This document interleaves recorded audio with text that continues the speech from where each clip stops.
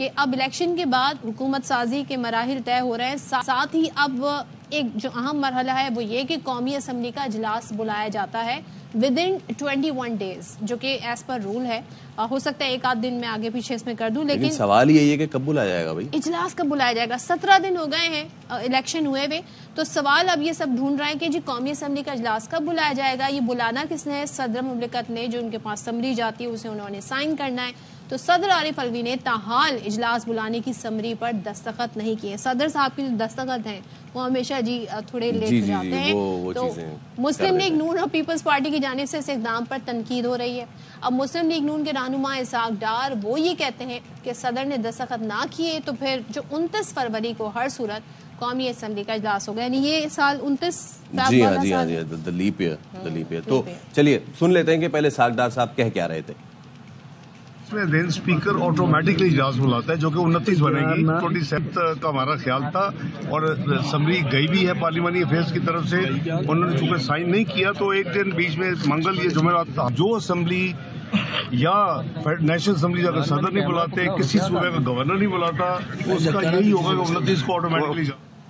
تو یہ تو اسحاق ڈار نے گفتگو فرمائی، لیکن اس کے بعد شازیہ مری جو ہیں انہوں نے تو زیادہ تنقید کی، اور انہوں نے کہا کہ جو تاخیر ہو رہی ہے صدر صاحب کی جانب سے وہ ان کا ناجائز استعمال ہے. صدر پاکستان پر لازم ہے وہ بلا تاخیر قومی اسمبلی کا اجلاس طلب کریں. حکومت سازی کے معاملات پر نون لیگ اور ایم کیو ایم پاکستان کے بھی مذاکرات اسی بیچ جو ہے وہ جاری و ساری بھی ہیں. ایک جانب ہم بیان بازی بھی دیکھ رہے ہیں، لیکن دوسری جانب ہم دیکھ رہے ہیں کہ کچھ ملاقاتیں بھی ہو رہی ہیں، میل ملاپ بھی ہو رہا ہے. تو یہ جو ایم کیو ایم پاکستان کی رابطہ کمیٹی کا اجلاس ہے، اس میں بیشتر ارکان نے کہا ہے کہ اگر پارٹی کا اصولی موقف نہیں مانا جاتا تو ہم بیٹھ جائیں گے جی اپوزیشن میں. اچھا اصولی موقف ہے کیا ویسے؟ وہ جو 3 ان کے اصولی موقف تھے کہ بلدیاتی والے معاملات اور یہ والی چیزیں، تو انہوں نے کہا کہ اگر یہ نہیں مانے جاتے تو ہم اپوزیشن میں بیٹھ جائیں گے. اور پھر مصطفیٰ کمال نے بھی گفتگو کی. اچھا مصطفیٰ کمال یہ کہتے ہیں کہ ہم جی چیلنج قبول کرتے ہوئے حکومت میں جا رہے ہیں اور ایسی ذمہ داری لینا چاہتے ہیں جس سے عوام کو ہم ڈیلیور کر سکیں، اور ہم نے طے کر لیا کہ حکومت کا حصہ جو ہے وہ بنیں گے اور وزارتیں بھی لیں گے. اچھا، تو اب اعظم نذیر تارڑ جو کہ مسلم لیگ نون کے رہنما ہیں وہ یہ کہتے ہیں کہ نامزد وزیر اعظم شہباز شریف مختصر کابینہ کے ساتھ حکومت شروع کرنا چاہتے ہیں، یعنی ابھی شروعات میں مختصر ہوگی. لیٹس سی، آئین میں 33 ارکان کی اجازت ہے، کابینہ اس سے بھی چھوٹی ہوگی. تو یہ انہوں نے کہا. دیکھ لیں.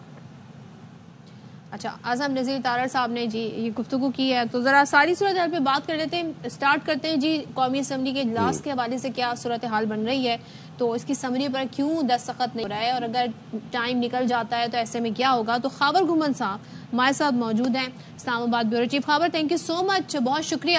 Good morning to you. ذرا بتائیے گا ایک بار پھر سے صدر صاحب کے دستخط میں معاملہ آ کے اٹک گیا ہے، تو اب اسحاق ڈار صاحب یہ فرما رہے ہیں کہ اگر نہیں بھی کرتے تو پھر بھی 29 فروری کو اجلاس بلا لیا جائے گا. تو ایسے ہی ہوتا ہے، یہی طے ہوتا ہے. خاور، بہت شکریہ جی. دیکھیں پاکستان کے اندر چونکہ بہت ہی غیر معمولی واقعات ہو رہے ہیں جب سے انتخابی عمل شروع ہوا. آپ کو پتہ ہے کہ 90 دن کے اندر انتخابات ہونے چاہیے تھے جب اسمبلی ڈیزالو ہو، اسمبلی ایڈوائز کرے جو چیف منسٹر یا پرائم منسٹر. وہ 90 دن والی لمٹ جو ہے وہ آپ کو پتہ ہے کہ اس کے اوپر عمل نہیں ہوا تھا، وہ بھی ایک غیر معمولی واقعہ ہوا. اس کے بعد انتخابی عمل ہو گیا، الیکشن ہو گئے اس دن، پھر سارا دن جو کچھ ہوا. پھر فارم 45 اور 47 والا معاملہ پاکستان کی عوام نے پہلی دفعہ یہ ان کے سامنے نظر آیا ہے، اور یہ ہمیں کوئی اور نہیں بتا رہا کہ سابق سیکرٹری الیکشن کمیشن قبل الشاد بتا رہے ہیں کہ یہ پاکستان کی انتخابی تاریخ کے اندر پہلی دفعہ ہوا ہے. اب معاملہ یہ ہوا ہے کہ ابھی تک جو ہے ود ان 3 days جو خاص طور پر جو انڈیپینڈنٹ جب جوائن کر لیتے ہیں تو اس کے بعد اگلے 24 گھنٹے کے اندر اندر ان کی جو ریزرو سیٹیں ہیں وہ ان کو مل لینی چاہیے. اب ظاہر ہے پاکستان کی انتخابی تاریخ کے اندر یہ بھی ایک ریکارڈ بنا ہے، اور نہ صرف پاکستان کے اندر، پوری دنیا کی ریسنٹ جو سیاسی اور انتخابی تاریخ کے اندر کہ پارٹی بیس انتخابات ہوئے ہیں، اور جو پارلیمان وجود میں آیا ہے اس کے اندر سب سے زیادہ جو ہے وہ آزاد لوگ ہیں.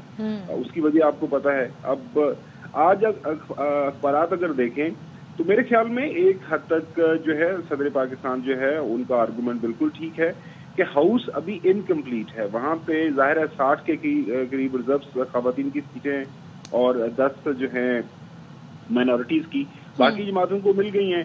اور یہ جو باقی سیٹیں رکھی ہوئی ہیں اس کے اوپر فیصلہ امید یہی کی جا رہی ہے کہ آج الیکشن کمیشن کر دے گا، چونکہ 29 تک یہ ایک وقت موجود ہے اور امید یہی کی جا رہی ہے کہ اس سے پہلے حل ہو جائے گا۔ یہاں تک آپ نے اتنا اس پہ تنقید کیوں ہو رہی ہے خاور؟ کیوں جب ہاؤسنگ کمپلیٹ ہے اور ابھی ٹائم بھی ہے تو پھر کیوں نون لیگ اور پیپلز پارٹی اس پہ کافی سوال اٹھا رہی ہے صدر صاحب؟ دیکھیں، نون لیگ اور پاکستان جو مسلم لیگ نون ہے، ظاہر تو وہ ان کو میرے خیال میں ان کا اعتراض بنتا نہیں تھا۔ اگر اعتراض بنتا بھی تھا تو ان کو میرے خیال میں الیکشن کمیشن کے اوپر اعتراض کرنا چاہیے تھا کہ آپ نے جو بھی فیصلہ کرنا ہے، اگر آپ کی دانش میں اور آپ کے جو قانون ہیں، خاص طور پر 2017 کا جو الیکشن ایکٹ ہے، اس کے مطابق آپ سمجھتے ہیں کہ سنی اتحاد کونسل کو نہیں یہ سیٹیں ملنی چاہیے اور نہ ان کی بنتی ہیں، تو فیصلہ دے دیں ان کو۔ اگر سپریم کورٹ جانا ہے تو سپریم کورٹ سے ایک واضح حکم، وہ ظاہر ہے ایک تشریح چاہیے ہوگی سارے معاملے کی، تو سپریم کورٹ سے آ جائے گی۔ اس کو لٹکایا نہیں جانا چاہیے۔ تو میرے خیال میں صدر پاکستان کے اوپر یہ تنقید کرنا ذرا میں نہیں سمجھتا کہ اس کے پیچھے کوئی لاجک بنتی ہے۔ ان کی جو وجہ بن رہی ہے، میرے خیال میں آپ نے دیکھا کہ آج ماشاءاللہ کراچی میں مراد علی شاہ صاحب سندھ کے اندر وہ نئے چیف منسٹر انتخاب ان کا آج ہو جائے گا، اور پنجاب کے اندر مریم صاحبہ پہلی پاکستان کی جو ہے پنجاب کی تاریخ کے اندر فرسٹ ٹائم ایور جو ہے ایک جو وومن چیف منسٹر بنے گی۔ تو وہ سارے معاملات کو ان کی خواہش ہے کہ ایز سون ایز پاسبل اس کو نپٹا دیا جائے۔ میرے خیال میں اس میں کوئی ایز سچ نہ کوئی ڈرنے کی ضرورت ہے، نہ کوئی پریشان ہونے کی ضرورت ہے۔ پاکستان مسلم لیگ نون اور پاکستان پیپلز پارٹی کو ان کے پاس عزی اکثریت موجود ہے، تو بڑے آرام کے ساتھ جو ہے ان کے جو منتخب شدہ جو انہوں نے نامزد کیا ہے محترم شہباز شریف صاحب کو، وہ لیڈر آف دا ہاؤس بن جائیں گے اور معاملہ آگے بڑھے گا۔ اچھا، آپ نے جب محترم شہباز شریف کا ذکر کر ہی دیا ہے اور ان کے لیڈر آف دا ہاؤس بننے کا بھی ذکر کر دیا ہے، تو ایسے میں اعظم نذیر تارڑ نے کہا ہے کہ جی ویسے تو آئین جو ہے منیمم 33 ارکان رکھنے کی اجازت دیتا ہے، شہباز شریف کی کابینہ اس سے بھی چھوٹی ہوگی، لیکن خاور صاحب کتنی کابینہ پھر اس میں توسیع ہوتی دیکھ رہے ہیں آگے چل کے؟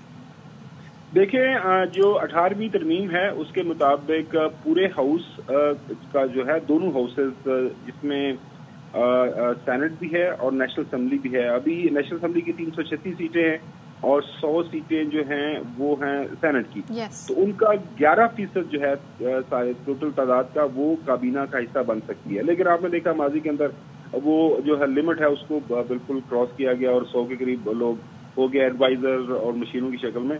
دیکھیں، اس سے فرق نہیں پڑتا فرینکلی اسپیکنگ، جو میں پچھلے 25 سال سے دیکھ رہا ہوں اسلام آباد کے اندر، کابینہ بڑی ہو یا چھوٹی ہو، مسئلہ یہ ہے کہ آپ نے کوئی کام کرنا ہے اس کے پیچھے آپ کی ول ہے کہ نہیں۔ فار ایگزامپل چھوٹی سی مثال دے دوں، اگر آپ میں ول نہیں ہے، ول پاور نہیں ہے کہ آپ نے یہ جو پرائیویٹائزیشن کا عمل ہے، آپ کو یاد ہوگا 2016-17 کے اندر پچھلے دنوں جب ہمیں محمد زبیر صاحب بتا بھی رہے تھے، سارا عمل ہو گیا تھا جو ہے اس وقت جو چیف پرائم منسٹر تھے نواز شریف صاحب اور فائنانس منسٹر اسحاق ڈار صاحب، فیصلہ یہ ہوا کہ نہیں اس سے ماحول خراب ہو جائے گا، تو وہ پھر فیصلہ روک دیا گیا۔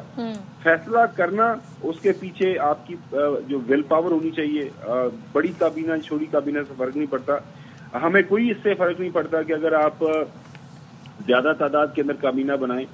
پاکستان کی حیثیت سے، ایک پاکستانی کی حیثیت سے میں بات کر رہا ہوں کہ اگر معاملات ٹھیک چل رہے ہیں، اگر معاملات بڑی کابینہ سے ٹھیک چلتے ہیں، 100 بسم اللہ، چھوٹی کابینہ سے آپ ملک کو بہتری کی طرف، ترقی کی طرف، لیکن فوکس اس لیے بھی ہوتا ہے نا خاور کہ ہمارے یہاں یہ جو چیز ہے یہ بڑی اس پہ اٹینشن لوگوں کا فوکس ہوتا ہے۔ آسٹیریٹی ڈرائیو ہمارے یہاں مہم چلائی جاتی ہیں، آسٹیریٹی کمیٹی لاسٹ ٹائم 16 ماہ کی گورنمنٹ میں شہباز شریف نے بنائی تھی، تو پھر لوگ سوال ہی کرتے ہیں بھائی آپ کی کابینہ کا سائز تو دیکھیں آپ، پھر ظاہر ہے جب آپ منسٹر بنیں گے تو آپ کو پرکس بھی ملیں گے، پریولیجز بھی ملیں گے، تو یہ کس کے خرچے پہ؟ عوام کے خرچے پہ ہوتا ہے۔ تو یہ پوائنٹ لوگ مینشن نہیں، یہ آپ کا آرگومنٹ ٹھیک ہے، لیکن مسئلہ یہ ہے کہ لوگوں کا اعتراض اس لیے بنا تھا کہ آپ نے جہازی سائز کی کابینہ ہونے کے باوجود جو آن گراؤنڈ آپ کی پرفارمنس تھی وہ بالکل زیرو چل رہی تھی، وہ مائنس کے اندر جا رہی تھی۔ تو وہی میں عرض کر رہا ہوں کہ کابینہ اگر بڑی ہوگی اور اس کے ساتھ فرض کرے کابینہ آپ کی بڑی ہے لیکن معاملات بہت بہتر چل رہے ہیں، تو لوگوں کو اس سے فرق نہیں پڑے گا۔ فرض کرے آپ نے بڑی کابینہ بنا لی، اس کے بعد آپ بجلی اور گیس قیمتوں کے اندر بہتری لا رہے ہیں، لوگوں کے لیے ریلیف کا جو ہے بندوبست کر رہے ہیں، تو لوگ خوش ہوں گے۔ لیکن چھوٹی کابینہ بنانے کے باوجود بھی اگر یہ معاملات اسی طرح کے جو کے دور رہیں گے تو پھر ظاہر سی بات ہے پھر سچویشن دیکھنی پڑے گی کہ کس طرح معاملات آگے بڑھتے ہیں۔ بہت شکریہ، خاور گھومن صاحب ہمارے ساتھ موجود تھے۔